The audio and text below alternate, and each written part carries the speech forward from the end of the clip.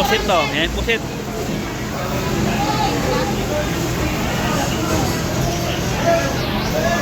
Natalhikan na po ng ano.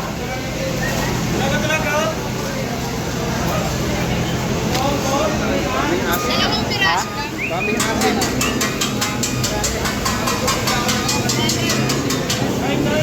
Kaya kung gusto nyo mamili ng mga isda,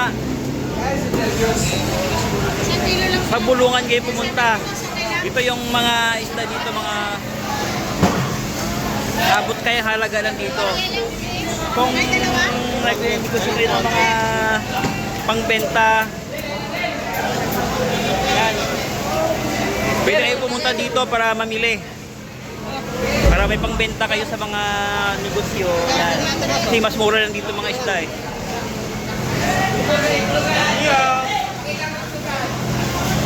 Nananagdag tayo.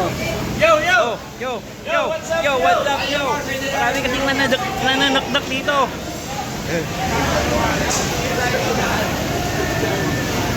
Dito kasi ano, pag pumunta ka ng Bulungan, parang fiesta dito eh.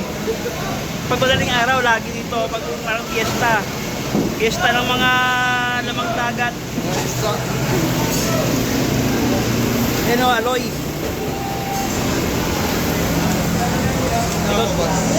Bangos. Yan. Ano, bagong ano. Kakalabas. Yan, buhay pa. Pumipisip-pisip pa. Buhay pa, buhi pa. Yan o, sabing buhi.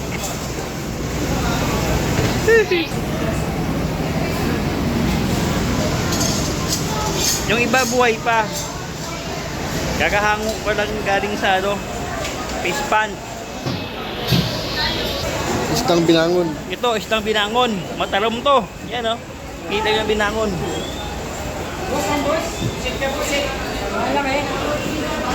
Ito, ano to? Hindi ko alam tawag dito. Pusit na malaki.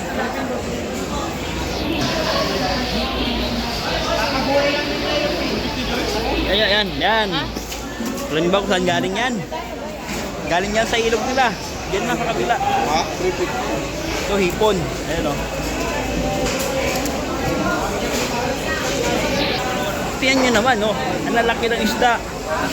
Sarap to sa mga, ano, lagyan ng ilopin, lagyan ng daon ng sibuyas. Ito, mga tahong. Ayan, tahong. Yan. Tahong ni Carla.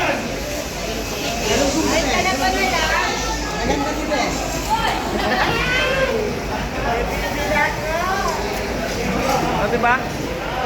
Mga ganitong oras, masaya dito sa Bulungan. Ito, dito si Papa Pino. Pugita.